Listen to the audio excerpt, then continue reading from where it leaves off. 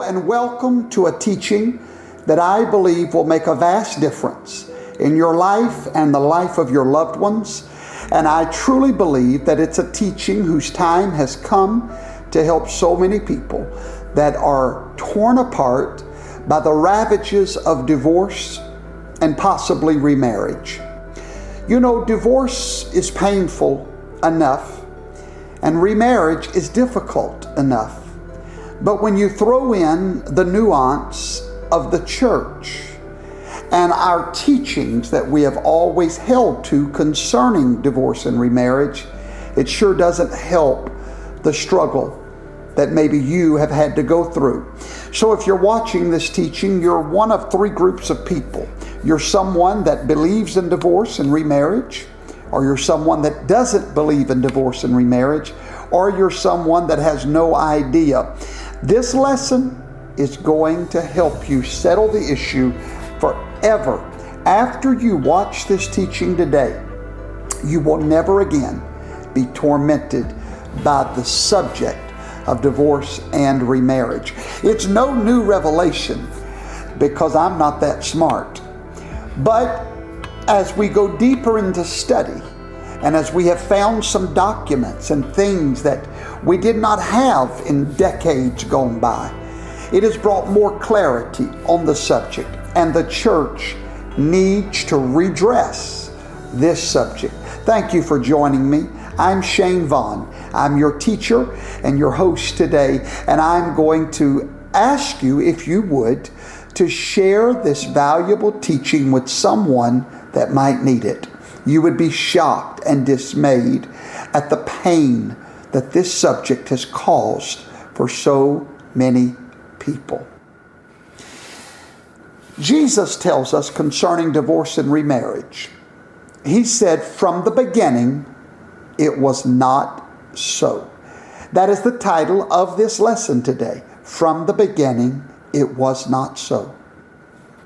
We taught divorce and remarriage previously in our church, in our local congregation, and that video is available on our YouTube channel. If you have not subscribed, you're missing out on some wonderful truth. Make sure you subscribe.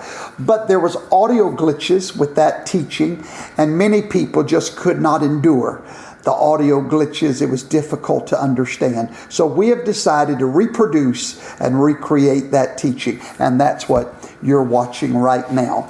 So let's do this. We're going to put slides up on the screen to help you follow along, and we're going to talk about the subject, divorce and remarriage, and Jesus' words, from the beginning it was not so. Going forward, I will refer to Jesus by his original Hebrew name, the name that his mother called him, the name that the angels called him, and that is Yeshua. That way you're not confused when you hear me referring to him by that name. God created a perfect world. In the beginning, everything was perfect. There was no murder. There was no theft.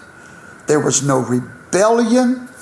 There was no divorce in the beginning. So Jesus was right. Yeshua was correct when he said in the book of Matthew chapter 5, talking about divorce, from the beginning it was not so. But you know, he could have said the same thing about murder. He could have said the same thing about theft. He could have said the same thing about rebellion, and it would have all been true. But it doesn't mean it would have been a reality of the world they were living in. Because truthfully, even though these things were not from the beginning, does not mean that they are not now. Men's hearts are rebellious, and they were inclined towards rebellion from the very beginning of time. There was no murder. So once murder began to creep up into society, there had to be a law enacted that would bring punishment for murder. And that law comes forth from the Torah, the first 5 books of the Bible, when God gave laws to Moses for the nation of Israel. The penalty for murder was death. There was another punishment enacted for thievery or theft. If you stole something, it had to be repaid 2 times the amount that you stole. They didn't just lock you up, throw away the key. No, they made you repay what you stole twice. For rebellion or rebellious children, the punishment was stoning. They would take you and stone you to teach you not to be rebellious. Now, if marriage was ended or dissolved, there was a punishment for that. The punishment was called divorce. Because the truth is, brothers and sisters, divorce is the punishment for a less than perfect marriage. For a marriage that cannot find a way forward. It's punishment for 2 people that cannot rise to the level of working it out. There's a punishment for it. And that punishment is divorce. Now listen to me carefully. Punishment is not the end. Punishment is to give you a new beginning. When you were a child and you were punished for something, there was almost a relief in the punishment. Why? Because the slate was clean. You could start over. But you had to endure the punishment. I know of anyone or no one that has gone through the pains of divorce that would not rightly describe it as punishment. Maybe it's punishment for selfishness, punishment for whatever it was that caused that marriage to become unworkable, that because whatever would cause that marriage to not be salvaged because maybe one person was not willing to salvage it. It brings both people into a punishment, and that punishment is called divorce. I want to say this from the beginning of this lesson. God, whom I will refer to from here on out by his Hebrew name, Yahweh, hates divorce. He absolutely despises divorce. So I don't want anyone that watches this teaching to the very end, and if you watch it to the end, you will be rewarded with great knowledge and understanding. But when I get to the end, I never want it said that I am promoting divorce or even giving it any kind of a stamp of approval. It's horrible. It's painful. I know from experience, there's nothing like it in the world, especially if your children are involved. It is indeed a punishment. God hates divorce. But it is not the divorce that God hates, not the act of divorce, because divorce is a punishment. So it's not the punishment that God hates, it's what led to that punishment. The unfaithfulness or whatever it was that broke up the marriage that led to divorce, that is what God hates. The results are the consequences of our choices. Do you know why God hates divorce? Because he loves covenant. I want you to keep that word in your mind, covenant. When I use the word covenant, I want you to truly grasp what a covenant is. A covenant is an agreement between 2 or more parties. A covenant is a handshake with a promise. A covenant is if I tell you that if you paint my home, you're going to get $1,000 in return. We shake hands on it or we sign an agreement. We have entered into a covenant. God is a covenant-keeping God. So why does he hate divorce? Not because of divorce itself, but because a covenant was broken. And any time we do not honor covenants, it places society in a very bad situation. And indeed, This generation that we live in are not keepers of covenant, but Yahweh is always a keeper of covenant. Let's turn in our Bibles to Malachi chapter 2 and verse 16. And let's see what the Scriptures have to say concerning this subject. Malachi chapter 2 and verse 16.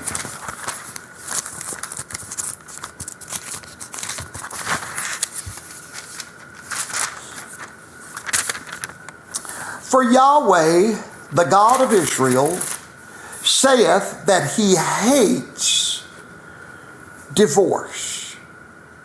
For one covereth violence with his garment, saith the Lord of hosts.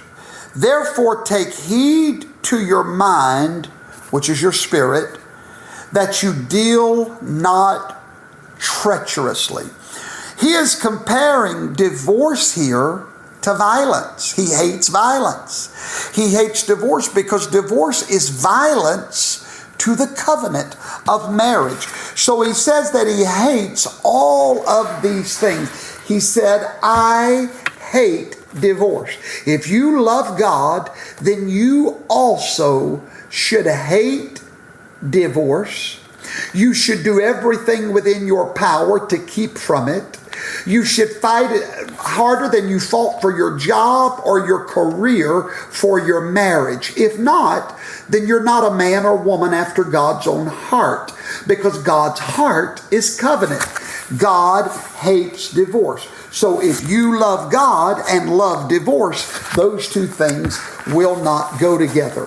Why? Because marriage is the foundation of society. Its destruction is the destruction of society.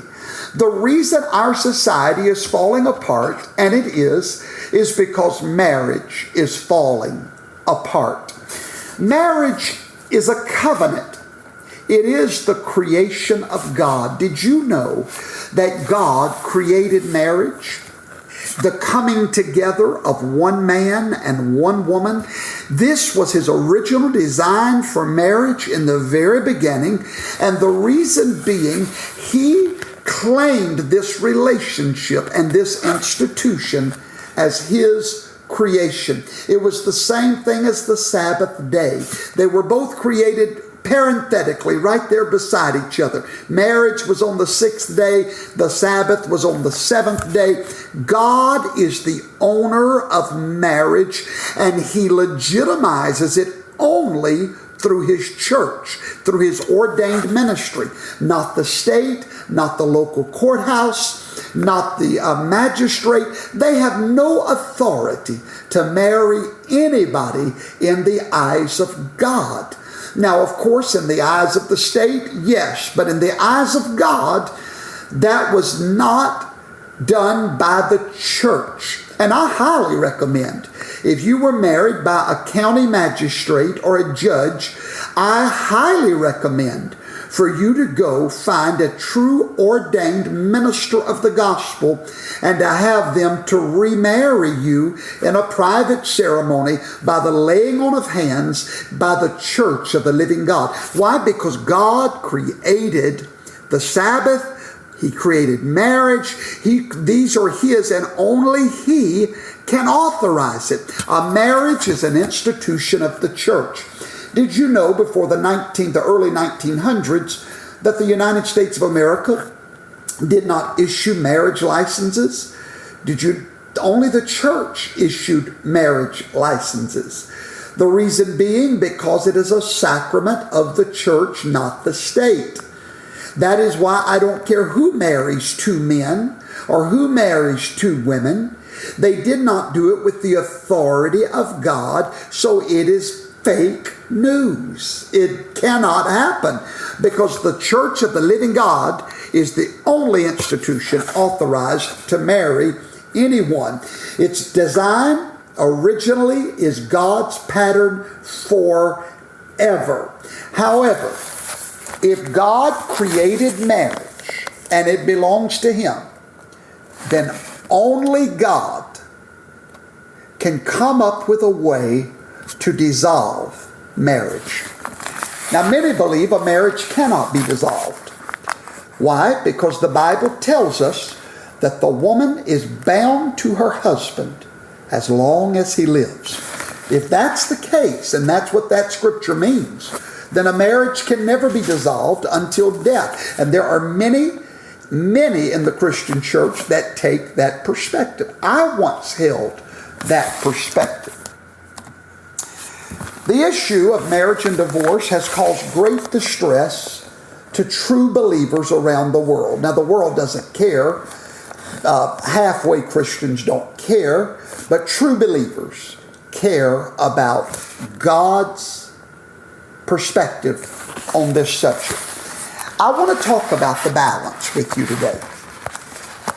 You have two sides that, in my opinion, are extremely unbalanced. You have one side that says divorce is a sin because God hates it. You have the other side that says marriage is a tryout. Just see if it works out for you, and if it don't, oh well. Both of those are out of balance. And the Bible says a false balance is an abomination to Yahweh. He despises it. He loves the balance. You will always find the true God of Israel in the middle. You will find Him a perfect balance of mercy and grace, law and works. You'll find it all. He's a balance. When it comes to this subject, He will bring you the true balance. But over here, you got the church, some of the conservative members of the church, screaming divorce is a sin. And if you get divorced, they won't use you in the ministry anymore. If you get a divorce, you're pretty much a second-rate Christian. You're looked down upon.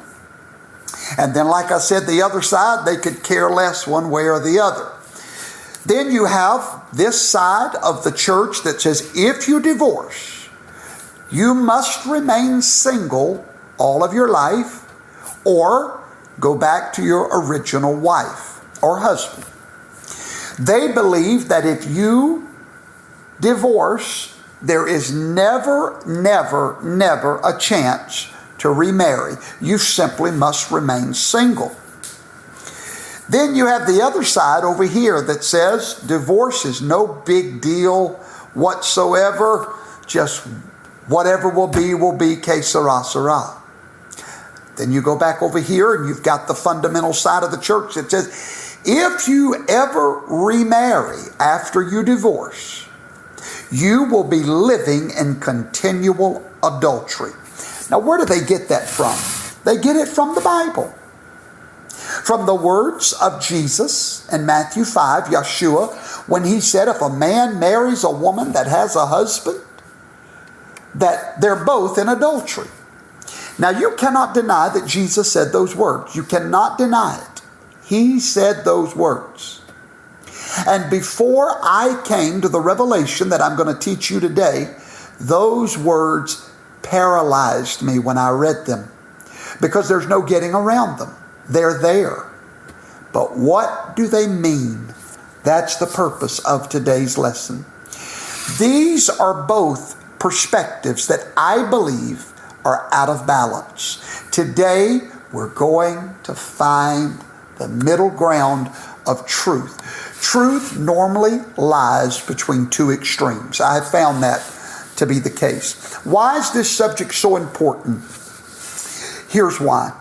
Church opinion has long favored the teaching that remarriage after divorce is adultery, based on what they believe to be a single mistranslated word in Matthew 5:32.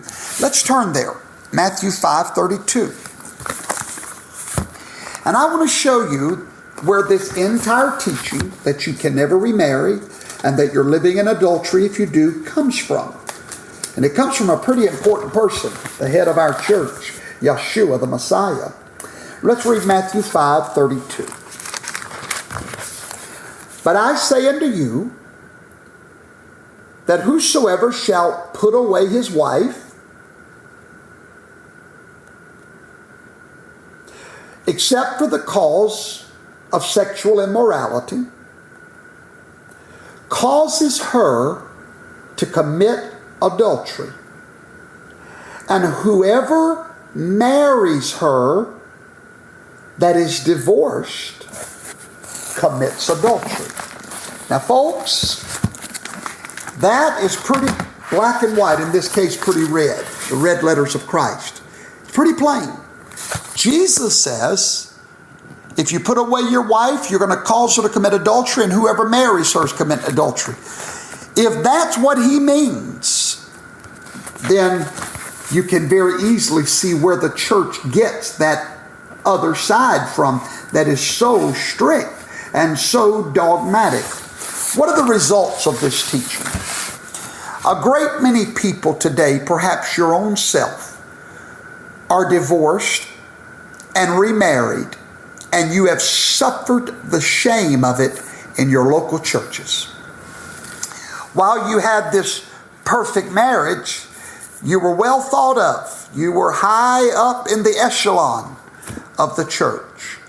But the moment you went through your divorce, and God forbid your remarriage, you're not stupid.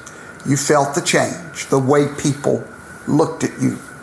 Well, those people all mean well. They think they're obeying and honoring the words of Yahshua and shunning divorce and remarriage. So you can't blame their ignorance. When I say ignorance, I don't mean that in a bad way. Ignorance is a lack of understanding. Others are being refused leadership in positions of the church, such as pastors or elders. And they're being piled on a load of guilt because they're living in constant adultery with their new partner, their new wife, their new husband. And it's very tragic. It's very sad. I've watched it. It's a heart-wrenching thing, and it is unnecessary. Many times it turns people away from God altogether, either in rebellion against what they feel is an injustice in the Scripture, or else through discouragement over their own inability to remain single. They get lonely, and they don't know what to do. They know if they remarry, they're committing sin, supposedly. So they just decide to stay single, and then they start living in sin. They don't know what to do because the teaching of divorce and remarriage has paralyzed an entire segment of Christian believers. I've watched it all my life. I want you to look at your screen, and I want you to look at the picture there. What you're going to see is God's ideal, God's goal, and what every family should look like had sin and rebellion never entered into the picture. Look at that. You see grandmother, grandfather, mother, father, children, a place to call home for those children. If your marriage choices are made with nothing less than this perfect picture in mind, then you've missed the point of marriage. Marriage is to create strong, healthy families. Children should never wonder where home is. They should never be put into tug-of-wars between mom and dad fighting after the divorce. And this is all from rebellion, every bit of it. That picture is what the millennial reign will look like, when all sin has left our planet and all rebellion has been quashed. This is what it will look like, according to Matthew 24 and 38, when it says there will neither be divorce or remarriage, which is the meaning of marrying and giving in marriage. There will be no more divorce in the millennial kingdom. All families will look like this picture on your screen. But I'd like for you to look at your screen again. This is the reality of the world you and I live in. We don't live in the millennial. We don't live in the beginning. We live in the now. And the picture on your screen is the reality of our world. How does this happen? Because for the ideal marriage that I just showed you on the previous screen, for the ideal marriage, both parties, I want you to remember this, have to stay faithful to the terms of the covenant. Marriage is a covenant between two parties that have to be agreed to. A marriage can never survive, no matter how much you love one another, no matter how well your intentions were when you gave your vows. A marriage can never survive, ever, with only one covenant keeper. There must be two. Please never forget that. If you have endured divorce and suffered through remarriage, you've got to know something. The only way the covenant works is with two covenant keepers. God is so merciful and so loving and so kind. One of the basic principles about God, one of His characters that He always stresses more than any other character, is His loving kindness. He said His mercy is greater than His judgment. Yes, God hates divorce because He hates the cutting of covenant or the breaking of covenant. But the beautiful thing about God is what God hates is what God creates as a way out for His children from a horrible marriage. What God hates is divorce. And yet I'm fixing to teach you that what God created is a legitimate divorce for His people. How can this be so? Because Yahweh has two wills. He has a perfect will and He has a permissive will. And if we all walked according to His commandments, we would never need a divorce. We would be in His perfect will. But He's so loving and kind that He knew His children would mess up.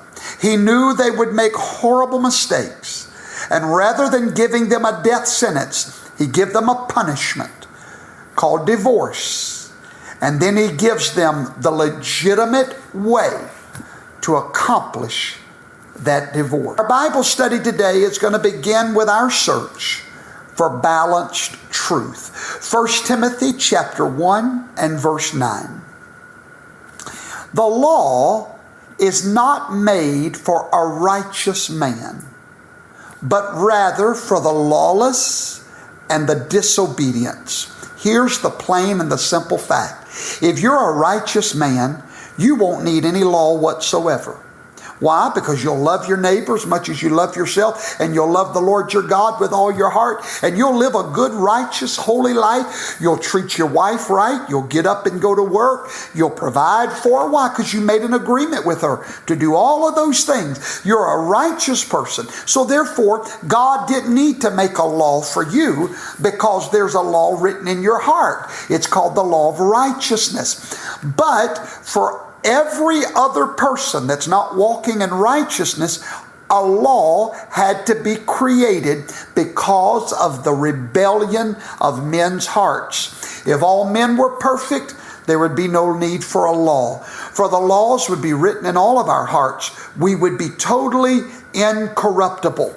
Many of us married very young in life. I married at 19 years old.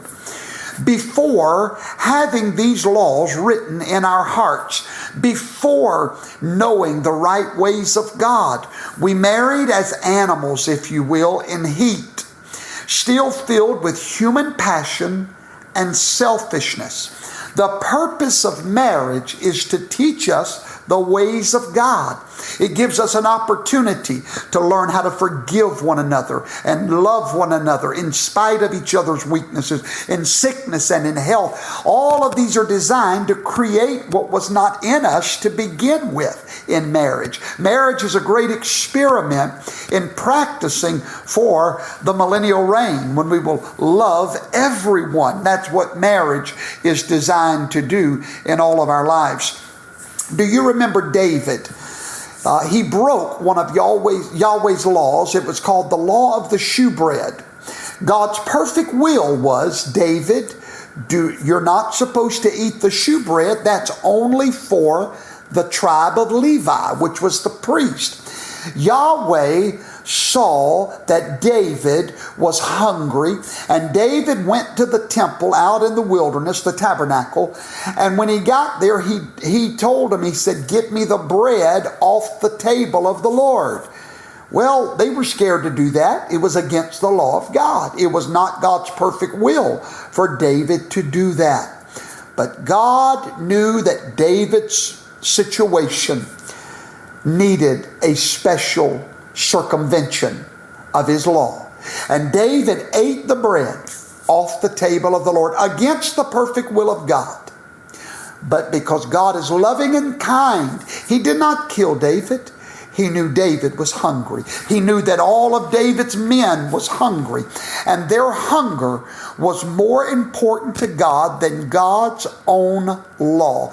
God made a provision for those that were not walking in his perfect will.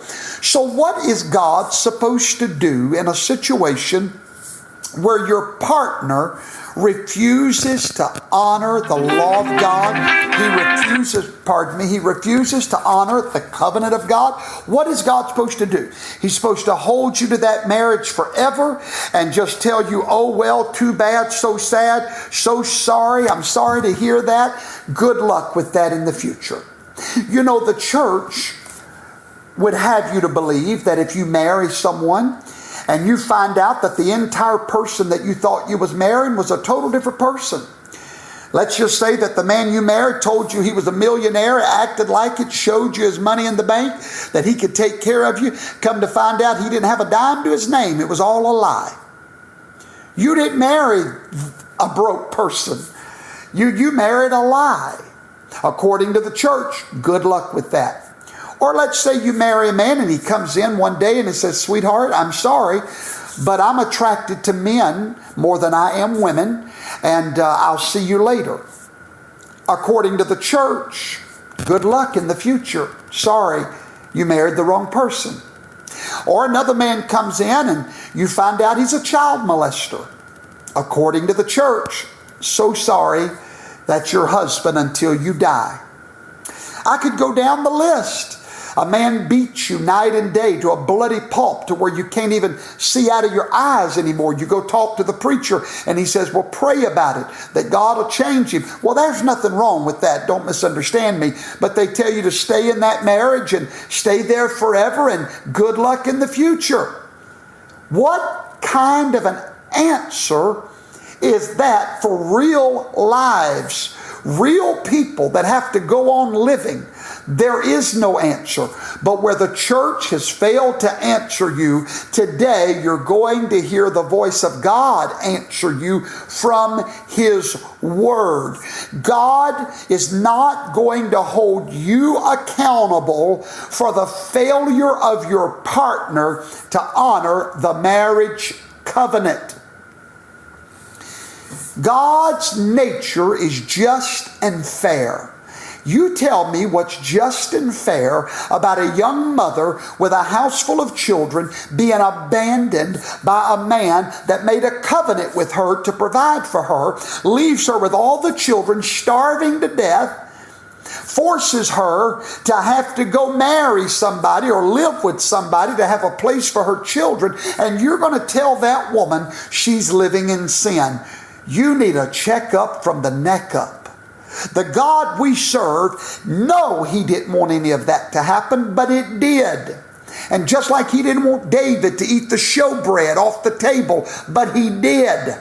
And the justice of God and the fairness of God always provides for a permissive will. I want to take you back to the beginning, since Jesus, Yeshua, talks about the beginning, and I want to show you the pattern that Yahweh set. Remember, God always follows a pattern. Now, before we can go back to the beginning, I want to talk to you about a book that really helped me in this study. I'm going to show it to you. This book here, I did not know about this book, but come to find out, every police officer that's ever been to the police academy, every lawyer that's ever been to law school, or studied the law in any shape, form, or fashion is familiar with this book that I hold in my hand. It's called The Laws of Moses and the Code of Hammurabi. I'm going to try to zoom in on that for you so you can see the title of the book. I got it off of Amazon. You need to order it. Now, it's a hard read. It's not an easy read. The print is super small. It's a very difficult read. But I learned some things in this book that I did not quite comprehend before. Before Abraham was ever called out of the land of the Ur of Chaldees, there was a great society on planet Earth. We have records all the way back to the people of Shem, to the Semitic people. We have documents, we have things that show us how those societies lived. And we seem to think of those days gone by way back as lawless days. But I was shocked to find out about a nation, not a nationwide, but a society-wide law that was in existence even before Abraham was told the laws of God, or Moses, actually.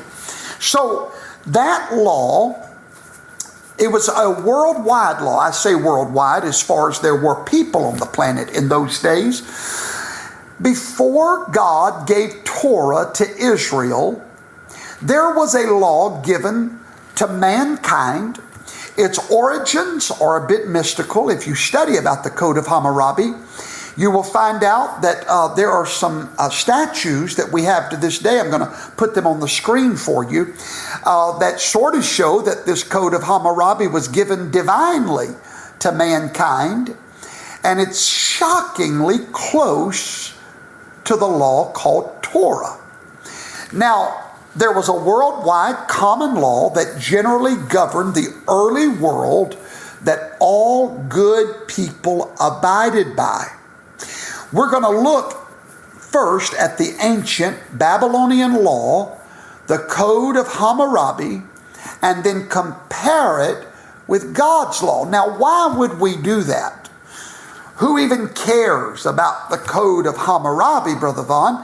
Our authority is the Torah, or the Word of God. I'm in full agreement with you, 1,000%. My purpose in bringing out the Code of Hammurabi, number one, you're going to see how divorce and marriage has been a concern from the most ancient of civilizations. And to think that Yahweh would not give an even better law than the Code of Hammurabi to Israel concerning this subject would be a mistake. Now listen very carefully. Your Bible without the Torah is so incomplete, it doesn't even have a foundation. The God of Israel never changes. He's the same yesterday, today, and forever. To say that Yeshua came to earth and did away with the Torah, or the law of God, his Father, is so close to blasphemy, I can't think how you can get any closer. So for us to get an understanding of what Yeshua meant when he talked about divorce and remarriage, we've got to go back not only to the Torah, but before the Torah, the Code of Hammurabi, and we're going to see when we do that what the Torah corrected about this code that was there when Abraham was born. If you'll look on your screen, you'll see the Code of Hammurabi. We have them in museums today. This was a law written in stone. And there was one of these cylindrical stones in every city of the Mesopotamia, throughout Babylon, throughout all of the known world at that time. It was in the city center, or at what's called the gate of the city.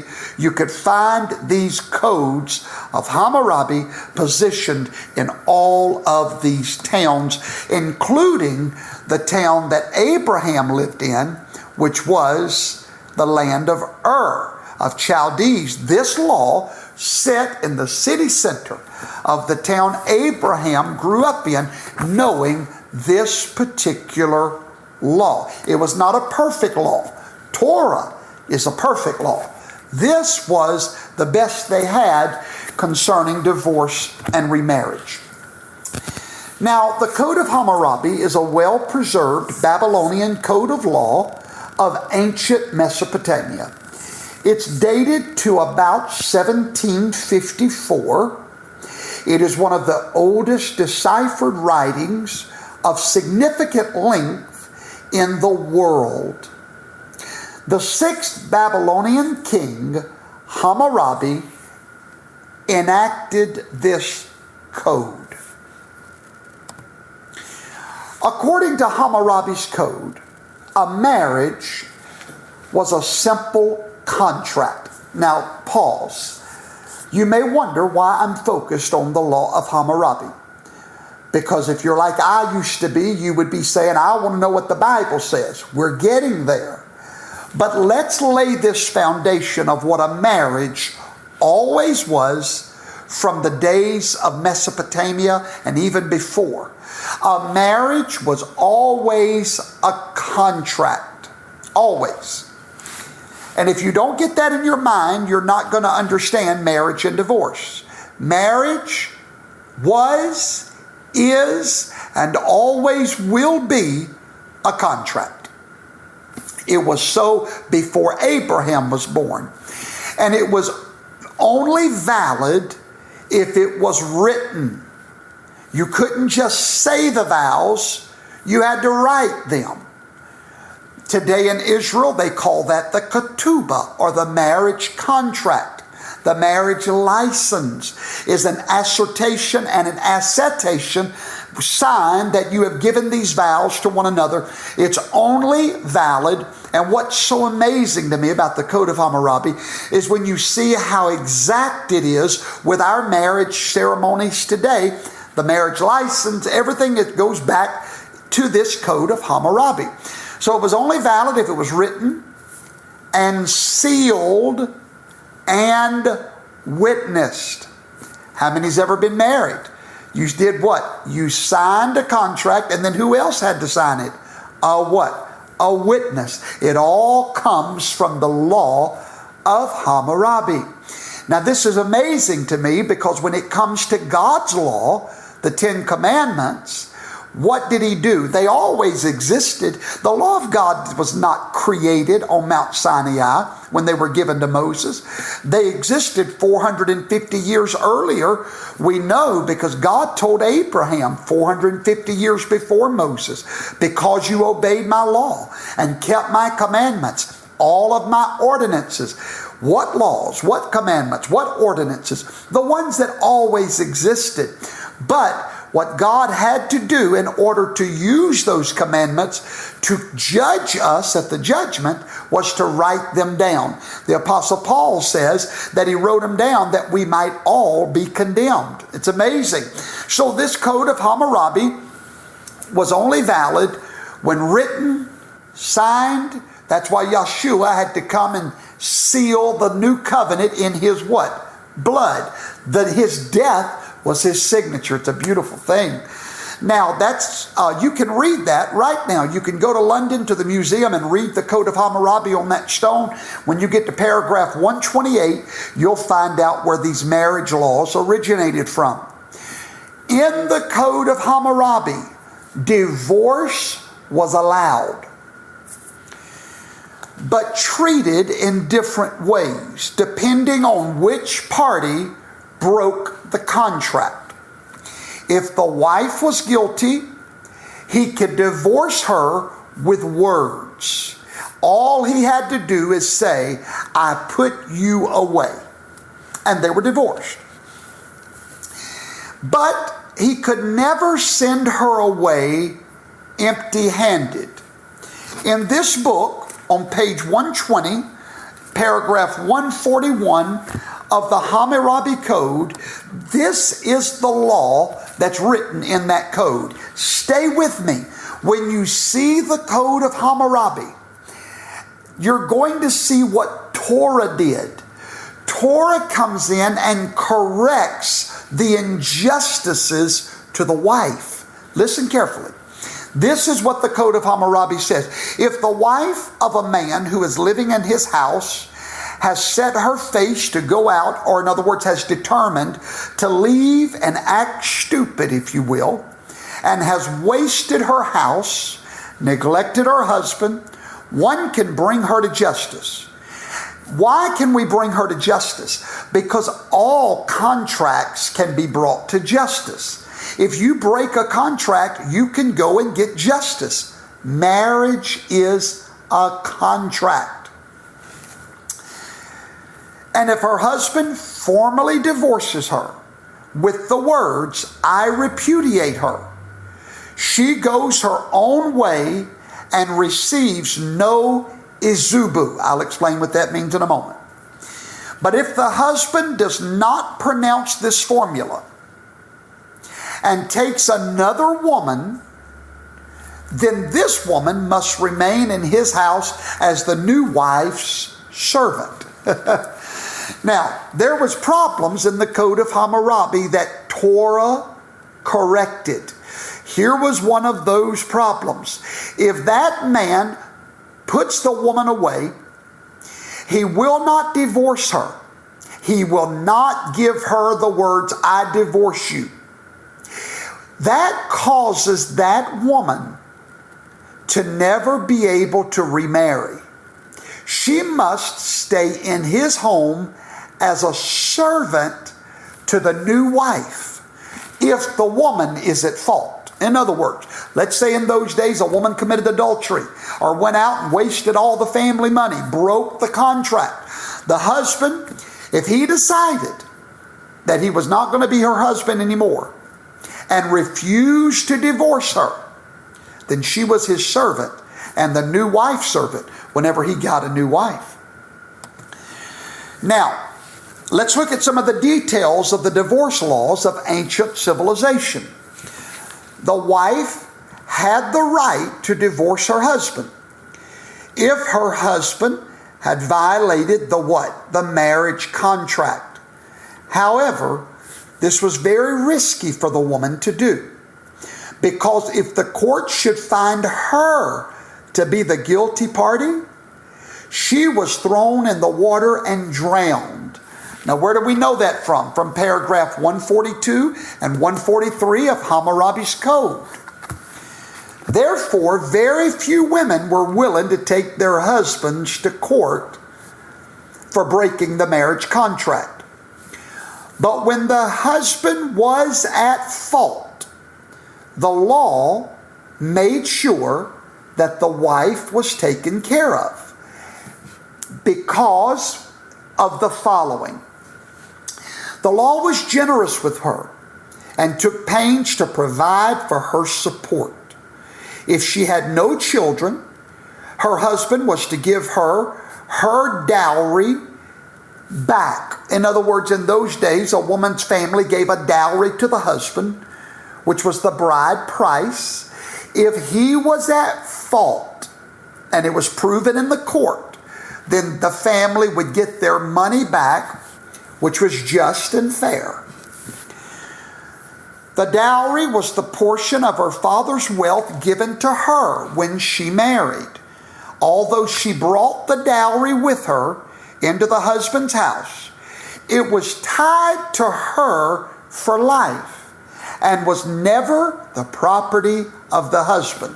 In other words, a father would give his girl away and give her her inheritance to the husband as a way to provide for the wife, but that was only his as long as he had the wife. Okay? So according to the Code of Hammurabi, if he puts her away and he's at fault, that money goes back to her. So there, in those days, the law is being just and fair. Now, this is so important. The wife was never intended to be the provider or the money earner. She was never intended to work. The dowry was for her to be taken care of. But If the husband broke the contract and divorces her, the money goes to her for support after the divorce. So she would have a way to get a home, provide for her children. So this has always been the purpose of the law, is to protect the weaker members of our society. In those days, the wife was the weaker member. She did not have a provision. So therefore, the husband was required by law to give her her dowry back to take care of her. Now, on the other hand, if the divorced wife had children, and if the husband was the guilty party, it was handled differently. She received her dowry, of course, but in place of the bride price, she was instead to have use of her husband's property and food from his field or his garden.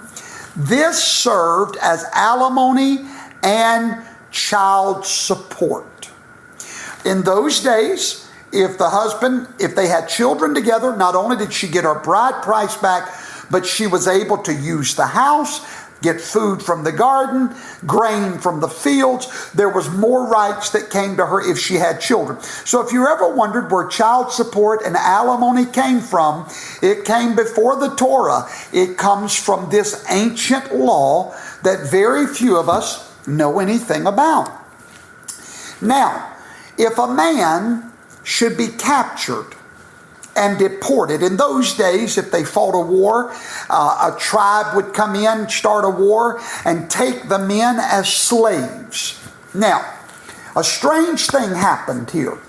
This is very important because when you get into the New Testament, you're not going to understand something that Yahweh says if you don't understand what I'm about to tell you. So the husband would get captured and be carried off as a slave for God knows how long. And here's his wife now with all the children and no means of support. In those days, there was no food stamps. There was no Social Security. There was no American government. You was on your own. That was it. The wife, according to the code of Hammurabi, was allowed to remarry because she had lost her support. However, according to the code of Hammurabi, not the Torah, God's going to change this. But according to this code, if he returned from captivity, she had to go back to him. Even though she's remarried, in love with another man. But here's the worst part. When she went back to the first husband, she would leave any children from her second marriage with their father. That's in paragraph 133 of this code. Now, this is very sad, and this is something that Torah was going to correct. Because in the Torah, it's totally different. Why? Because Torah is the perfecting of this code that was already in existence. Sad situation. The man comes home. That's still his wife, but she had to remarry to provide. But she's got to go back to him and leave all of her children with that father.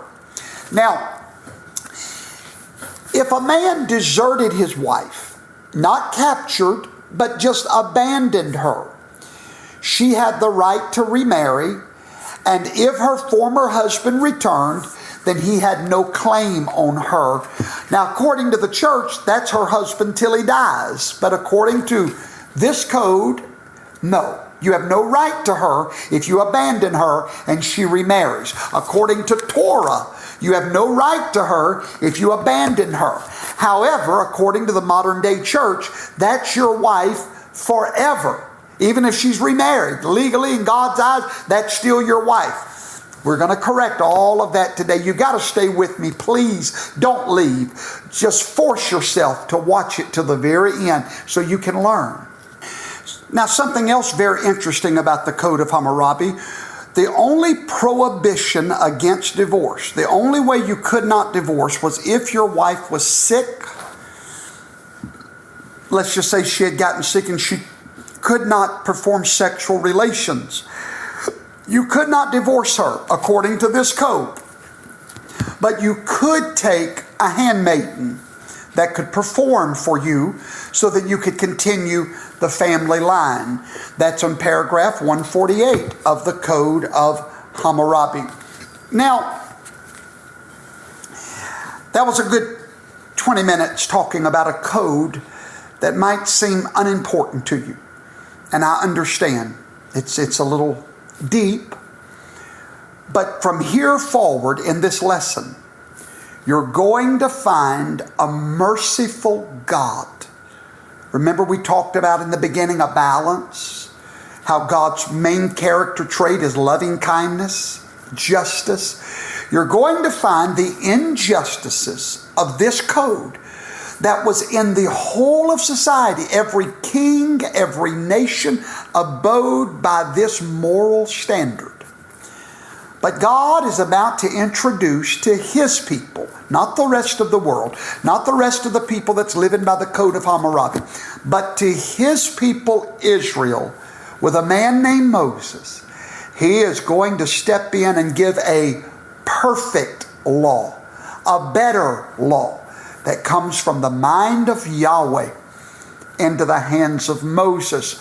It's going to correct this law. And therefore, you find the purpose, or therein, you find the purpose of the Torah.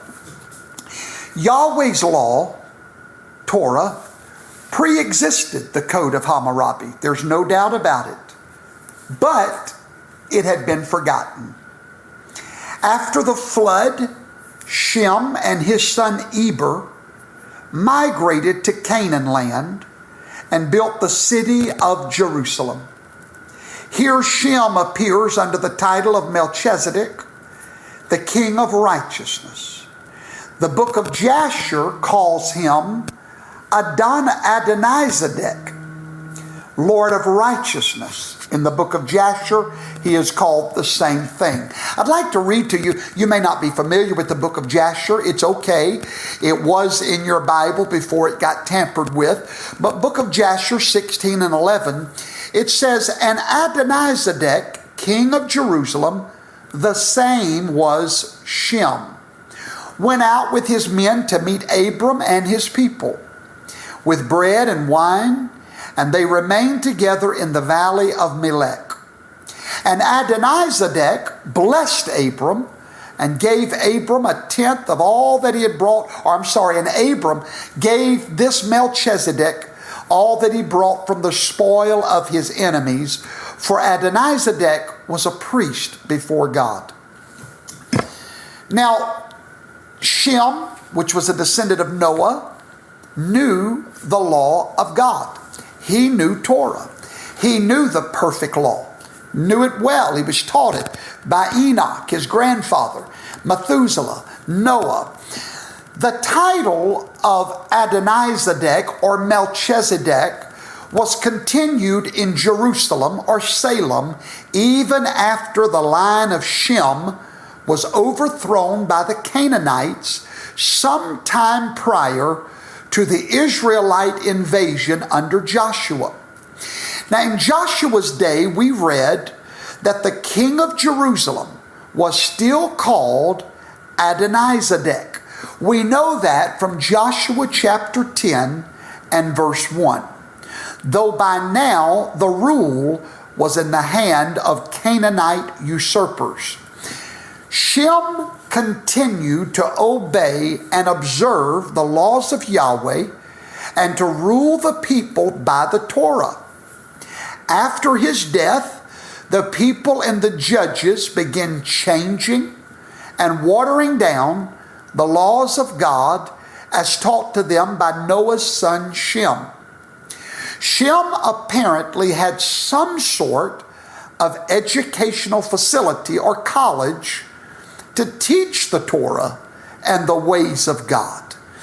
For the book of Jasher 24 and 17 tells us that Isaac, son of Abraham, went there after his mother died.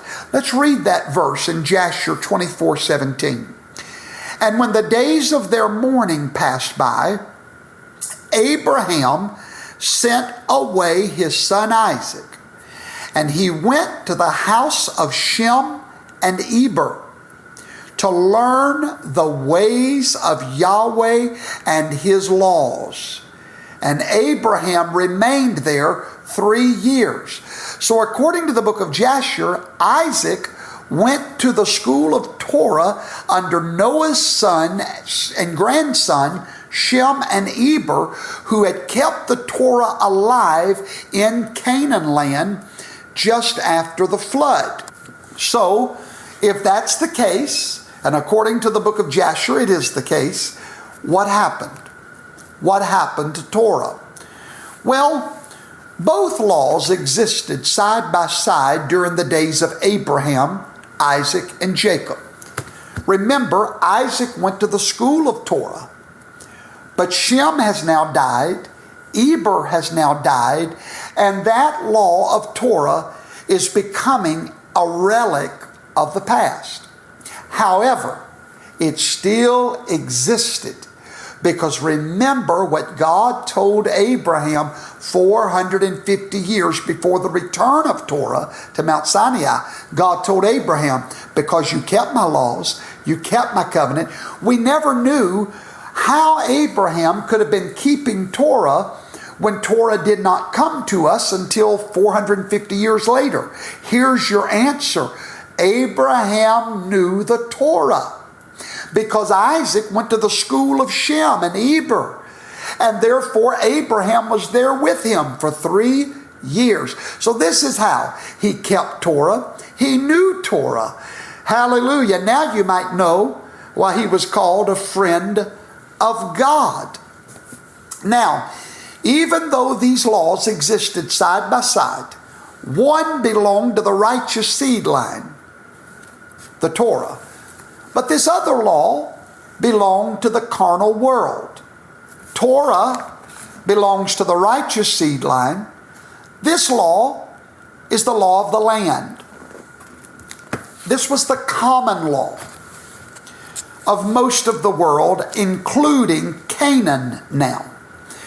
Now, during Israel's sojourn in Egypt, God's law, remember, Abraham knew the law, Isaac, Jacob, but the children of Jacob, they literally forgot the law while they were in Egypt. It was already being forgotten during the days of Jacob. Isaac was probably the last one to be a great defender of Torah, but it was passed down in some form or another.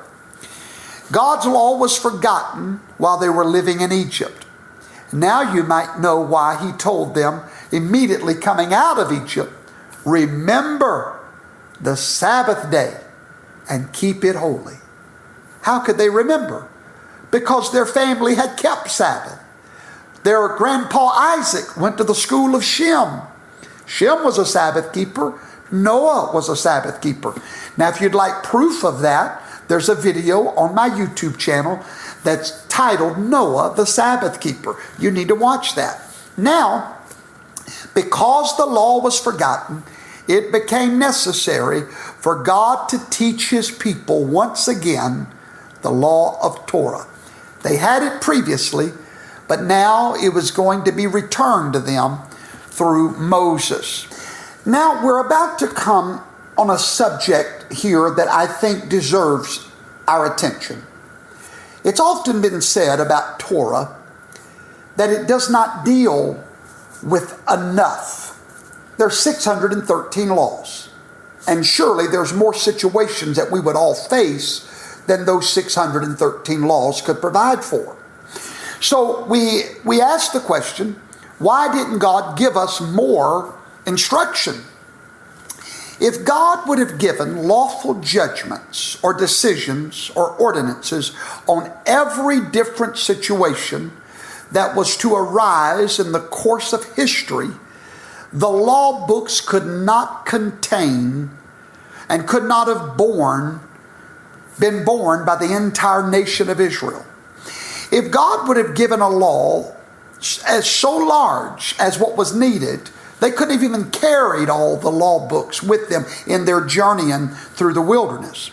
So we must realize to some extent, rather than being an exhaustive law code, the Torah gives the basic moral principles of life, especially in the Ten Commandments, and then continues with a few hundred specific statutes to define the principles of the Ten Commandments. The Ten Commandments gives us the 10 principles, if you will. The Torah breaks those down and gives some legislative definition to their meaning. But it's imperative that we realize that often Yahweh merely corrects the errors of the Hammurabi Code in the Torah. They already had a common law that was not bad. It wasn't a horrible law. It just wasn't a perfect law. Had a lot of good things. Remember, we just read how the husband was to take care of the wife, give her a divorce, give her alimony. That's all good stuff. So therefore, Torah doesn't have to talk about a lot of these things. They were known. Remember, what's understood need not be explained. There was things that God did not have to deal with. It was already written down. Now, where there was nothing to correct, please mark this down. Where there was nothing to correct, God, Yahweh, did not elaborate. Since custom already dictated that which was right, it is our job now to study the principles given to us and apply them to every situation that we face today, notably divorce and remarriage. This is the key to biblical understanding.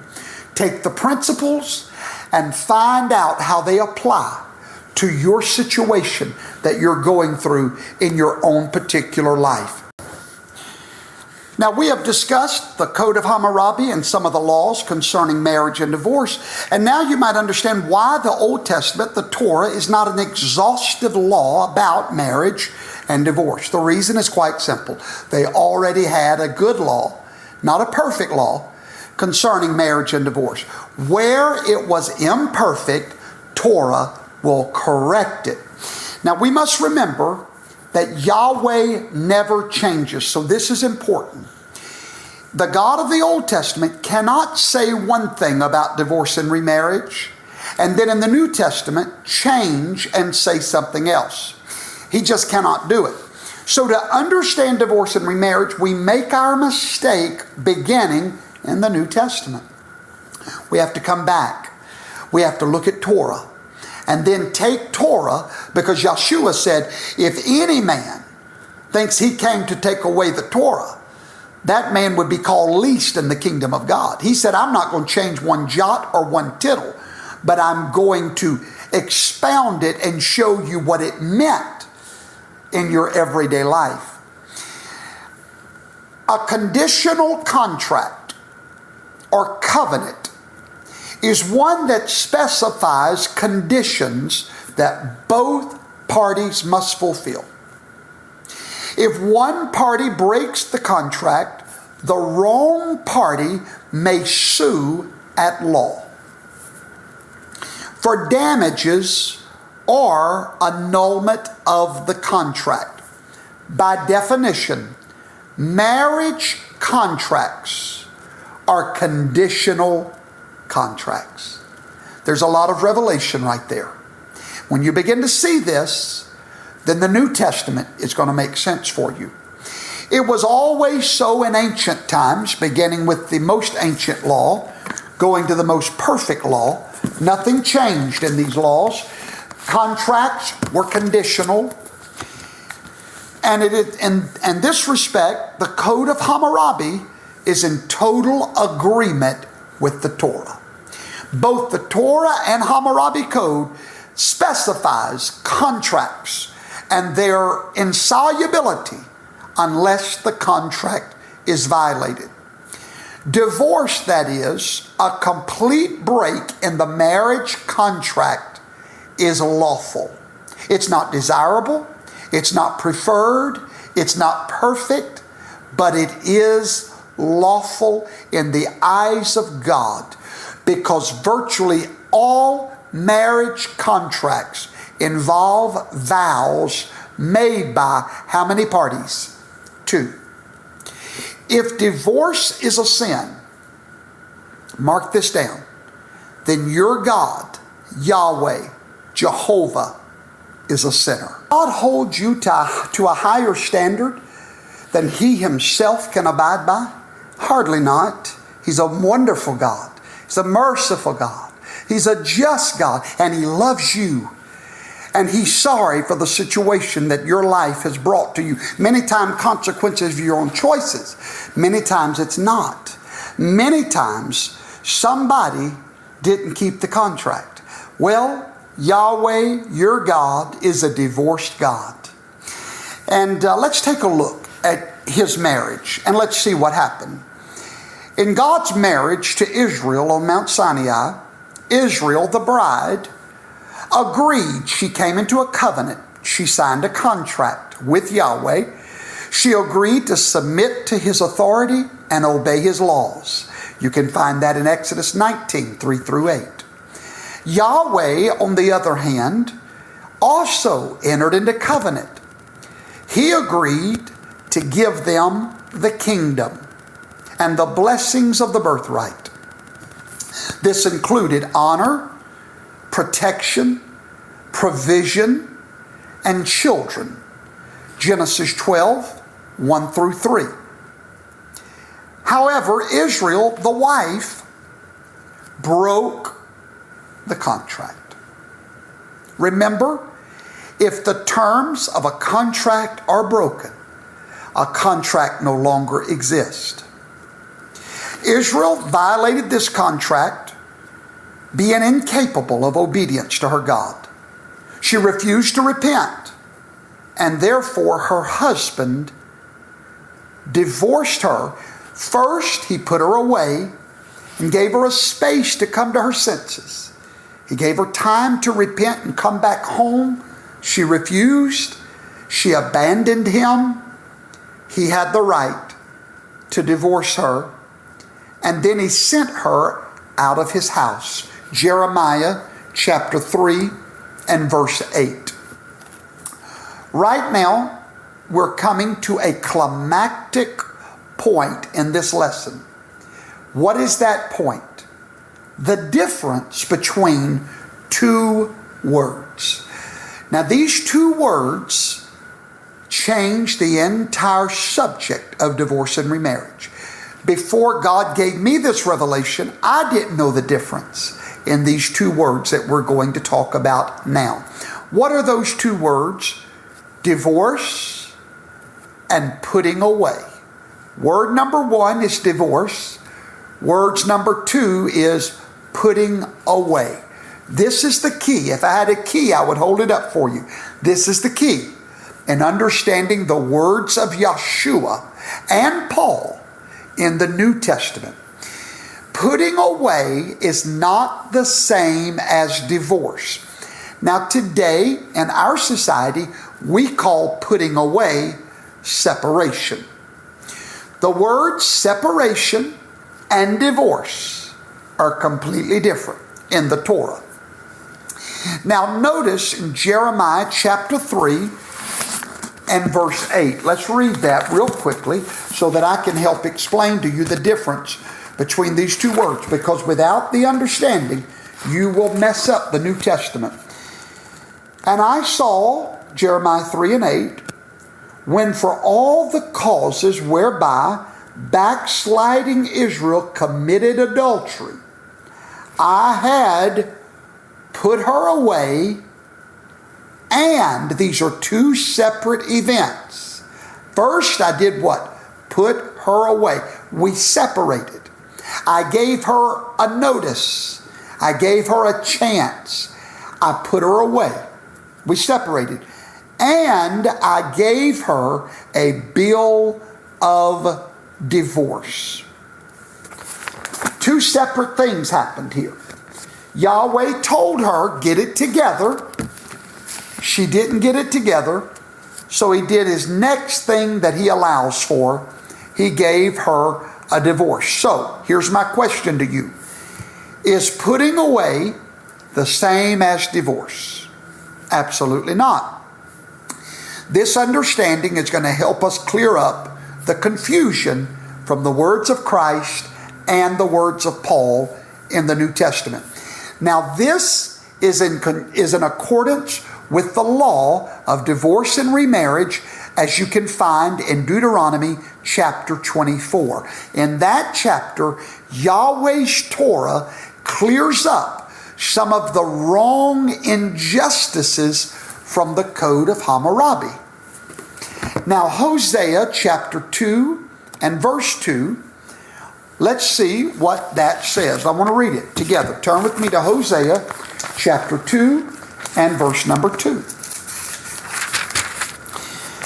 Plead with your mother, for she is not my wife. Now hold on. According to the modern day church and according to the words of Paul, a woman is a man's wife as long as he liveth. She's bound to her husband as long as he lives. So in other words, if a woman leaves her husband and even remarries, according to Paul, supposedly, that's still his wife. Well, here is Yahweh saying something totally different. He says, tell Israel to whom he was married at one time that you are not my wife. There comes a time when a wife is no longer the wife. When is that time? At the point of divorce. And neither am I her husband. They're both still alive, right? Israel's alive. Yahweh's alive. And he says, I'm not your husband anymore. And you're not my wife no more.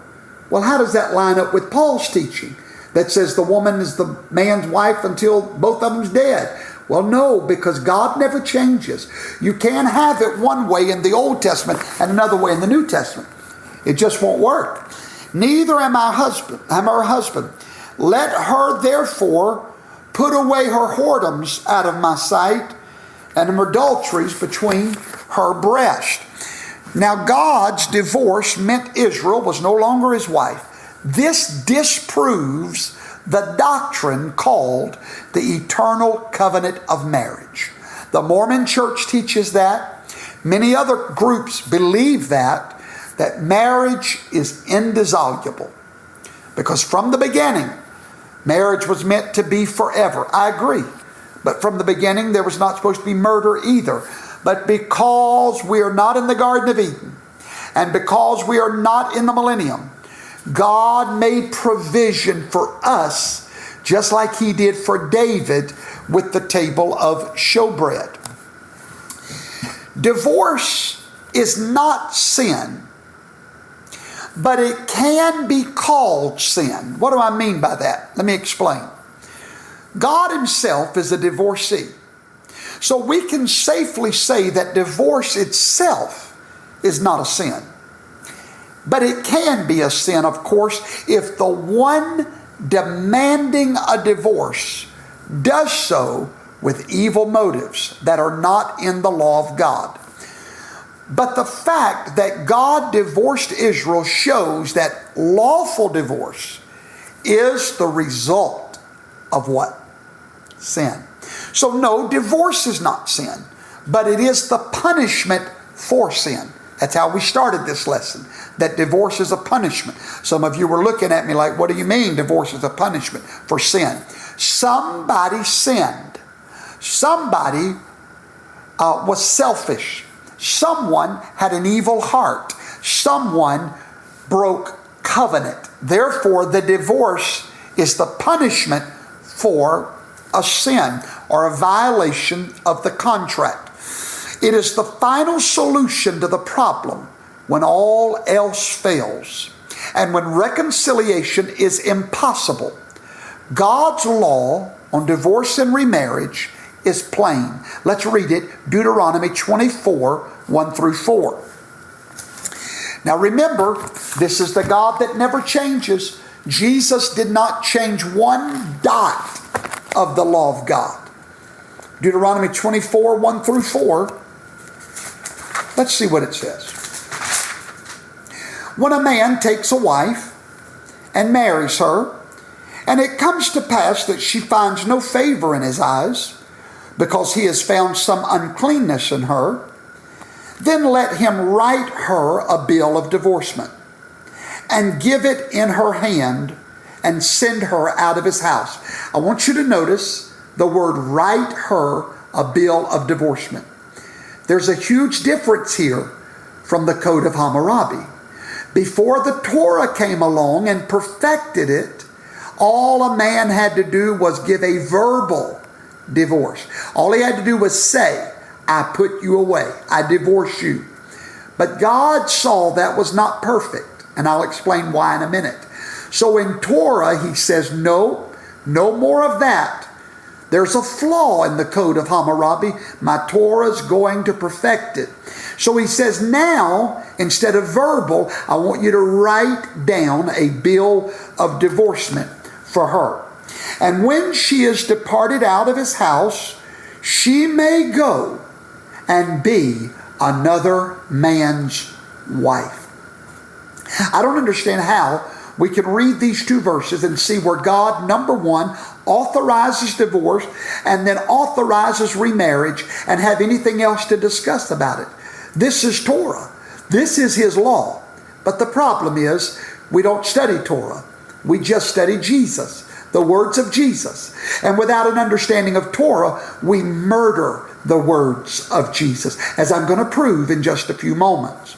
Verse 3, and if the next husband hates her and writes her a bill of divorcement and gives it in her hand and sends her out of his house, or if the last husband die, which took her to be his wife, her former husband, which sent her away, may not take her again to be his wife.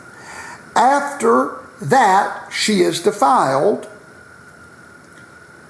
For that is an abomination before the Lord, and thou shalt not cause the land to sin. Verse 5. When a man's taken a new wife, he shall not go out to war. Did you ever wonder why God put that in His Torah? He's correcting the law of Hammurabi. Remember, in the Code of Hammurabi, if a man was captured at war, the wife had to find a new husband until he got back. God says, no, don't send a man with a new wife out to war. Neither any business, but he shall be free at home for 1 year. The Torah is perfecting the Code of Hammurabi. And shall cheer up his wife which he hath taken.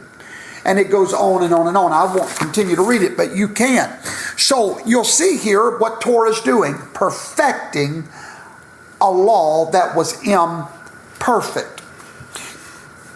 Only if one sin is greater than all other sins can divorce not be forgiven. Remember that. Only if it's the unpardonable sin can it not be forgiven. Let me make this clear.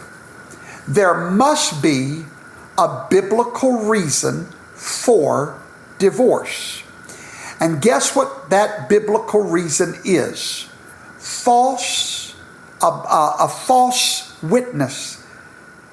When someone enters a marriage and makes a vow and breaks it, they've given a false witness. That is biblical.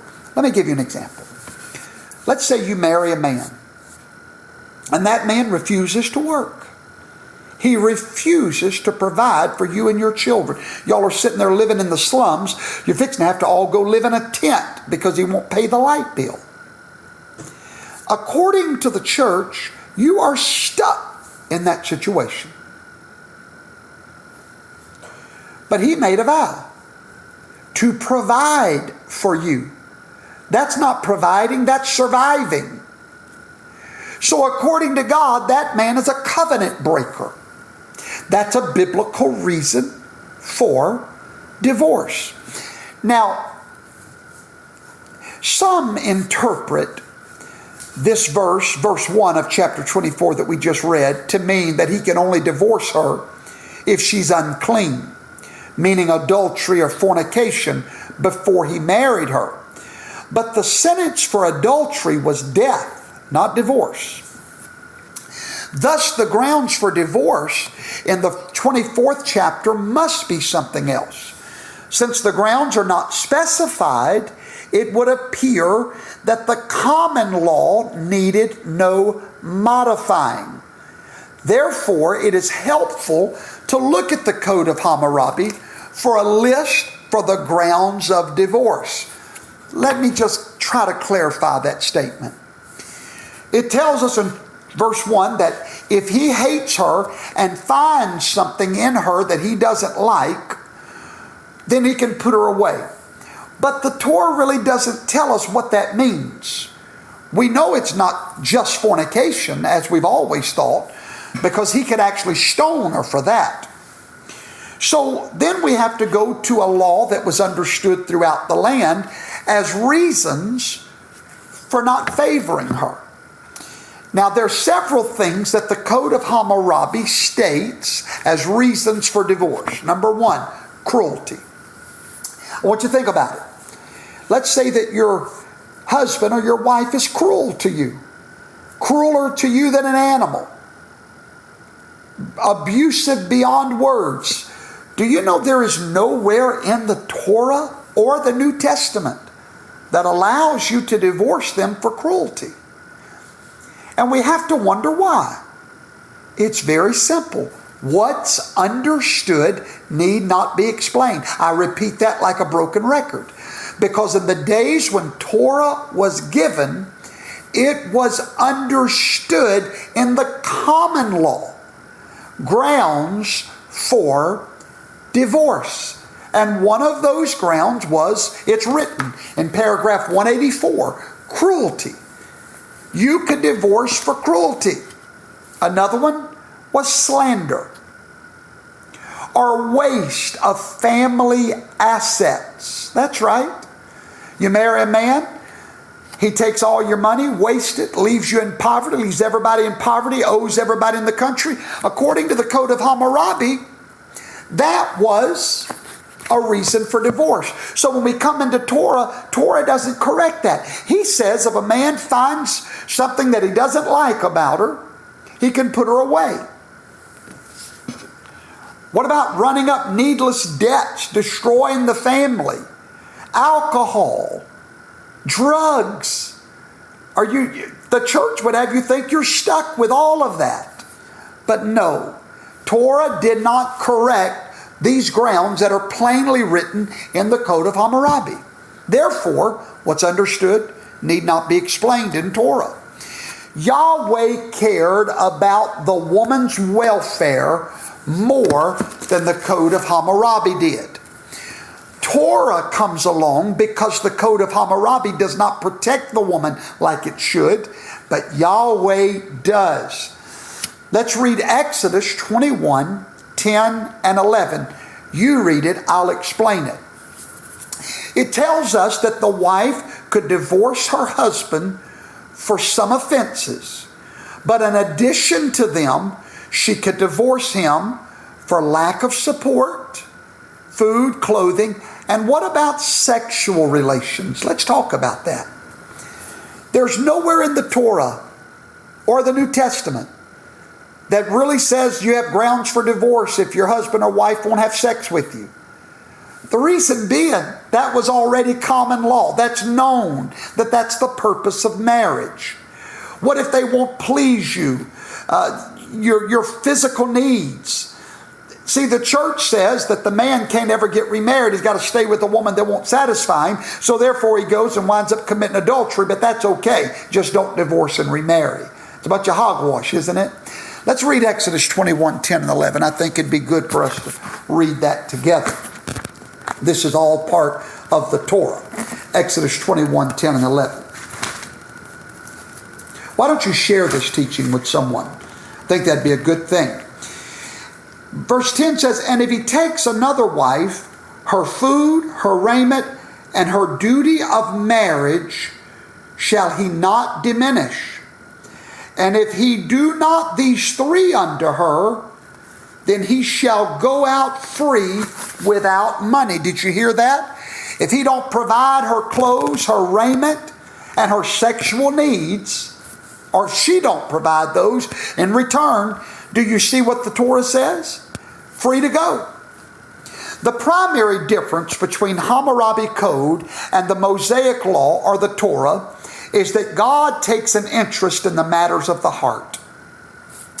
Hence, even if the outward grounds of divorce appear to exist, there may well be hidden motives and sinful attitudes are against the spirit of the Torah. Such things in the eyes of God would make that divorce unlawful. Let me explain. You can't just up and decide you don't want to be married no more and say, well, I have a right to divorce. In the eyes of God, it will never be right. You have some plain things that give you a reason. But you cannot cause your wife to commit adultery and then leave because she committed adultery. See, you're in violation of the spirit of Torah. Torah wants you to stay married. Jesus wants you to stay married forever. Your motives must be pure. Yahweh's law protects the woman. The divorce procedure differs in one very important area in the Torah. Whereas the Code of Hammurabi allows either the man or the woman to divorce the spouse with just a verbal agreement, God's law demands a written document called the Bill of Divorce. Hammurabi was careful to mandate that the marriage contract be written, but divorces were verbal. This was a horrible law. This was going to cause problems, and it did. So God solved the problem by making divorces written just like the marriage contract. And that's why we still go to court to get a written divorce today. One could easily imagine a situation where a man divorces his wife verbally, but nobody else heard the verbal divorce, whereon she remarries somebody else, and here comes the first husband in a fit of jealousy, saying, hey, I never told you you were divorced. Well, now it's her word against his word. She's in adultery. Yahweh protects the woman by authorizing and commanding a written bill of divorcement. Yahweh's law is just. It also protects the woman in this area. By the written bill of divorce, a wife can produce that writing to prove that her former husband no longer has any claim on her. It is her security, and guess what? It is her license to remarry. Therefore, Deuteronomy 24:2, following on the heels of verse 1, states that once she has those divorce papers, she is free to remarry. This is from the God that never changes. So how do we get into the New Testament and all of a sudden God forbids remarriage because her husband's still alive? Well, this woman in Deuteronomy, her husband was still alive. Yahweh says that's not your husband. The moment he gives you that writing, Israel, you're no longer my wife. I'm no longer your husband because of this divorce. Divorce and remarriage was lawful. But if she were to remarry without those papers, according to Torah, she would be committing adultery. And this is going to bring us to the words of Yeshua in Matthew 5. It's going to make it all make sense. Hang tight. The truth is about to explode on you. Your eyes are going to come wide open. Now, we have covered a lot of ground in part 1 of this lesson.